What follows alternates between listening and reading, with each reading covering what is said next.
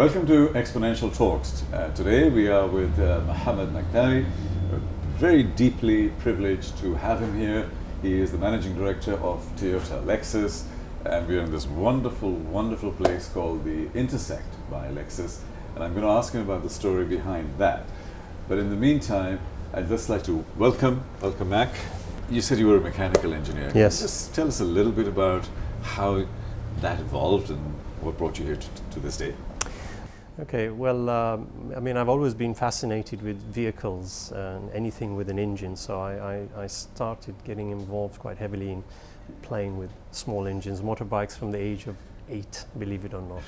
Largely, a lot of these activities were probably not legal, but then you have to put in mind that I came to the UAE in '73 with my family, with my father and mother. So in those days, there were very little restrictions on what you could do and couldn't do. So I got quite fascinated with motors and engines, and I wanted to take it to the next level. So I studied mechanical engineering in Coventry, which, as you might know, you've got Jaguar, Land Rover, all the big names were there in the UK. The young generation coming into Toyota Motor Company are talking about no more boring cars. Are you making boring cars? I think when he says that, there's two elements to it. Right. One is reflecting today, because no doubt about it, we're still going to be selling petrol cars or hybrid petrol for some time. Yeah. And to a large extent, the Japanese have always been characterized as being very reliable, Yeah. but not much more than that. So that's one of the changes he's made. And he's done it in quite a few things. I mean, in Lexus, you'll see some of the new cars coming out, like the LC500 sports car. Mm-hmm. We've never done it before. And that is exciting and interesting, and it sounds good as well. Let's keep UAE in mind. Yes. Dubai, Abu Dhabi, 180 kilometers away.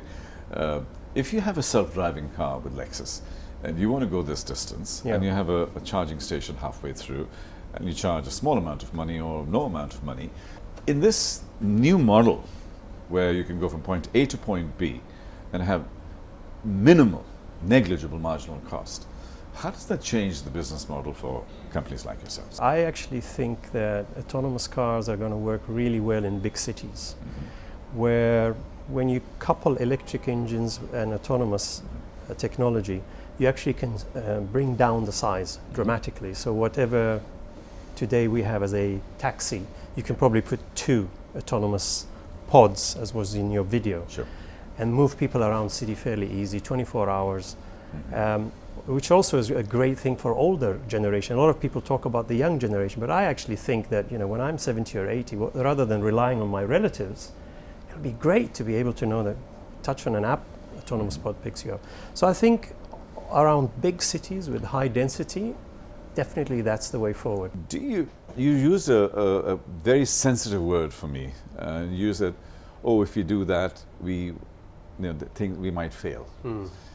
Why is failure such a word which is scaring? I mean, I'm not good at failing. Yeah. I have become much, much better. I'm a classic failure now. But my parents never taught me how to fail. I failed my accountancy exam for the very first time when I was 23 years old. And it was it was a complete, almost nervous breakdown. Yes. Because I never learned how to fail. In this new world, don't you think we need to learn how to fail? I think we definitely have to. The issue is that we're driven financially. Everything we see in the modern world is all financially driven. And that's a problem. I remember some years back using a different example from not an automotive industry, but from the soft drinks. When Red Bull was launched, I think in the early 90s. And I had a friend who worked with this company, and you look at the concept, who's going to buy a can that's half the size of a Coke, that doesn't really taste that good, and it's going to be 5 or 6 times the price? I can't remember, it's a long time ago. Yeah. It just seemed to be madness. Yeah. And that's the thing. If you want to be innovative, you have to do mad stuff. We keep on saying mad, but you are absolutely right. The problem is that we go down these financial models, and the industry keeps on taking people from the banking industry, and it just makes it harder and harder, where now failure is drastic. I once had a sort of an epiphany when I was discussing this, that when we're driving on the ground, we Yes. actually have just one level of driving. So all the congestion points happen one level.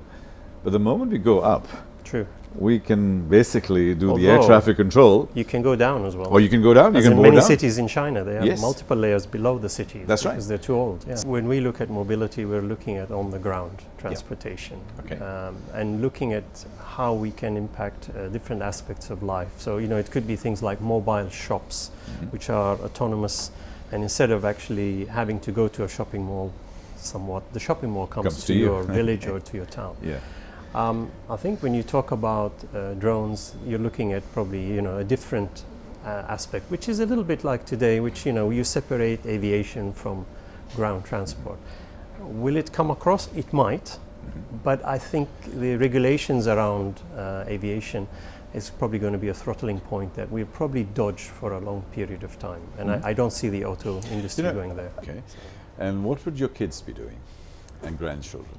Now that's a tough question. I have no clue, because you look at each one. I've got a daughter, and I look at the way she thinks and where she wants to go and what she wants to do, and it's probably completely different than what I will be doing. I have no clue. But isn't that part of the fun? Yes, of, it is. It is of unpredictability. looking into the future. Unpredictability. Yeah. No doubt Mac, about it's it. been a delight talking to you and for you sharing all your experiences and being so candid and open. Thank you with very us. much, and I also want to thank you and your audience for using our beautiful facility Intersect, and it's great to have you here. It's a real pleasure. Please keep coming.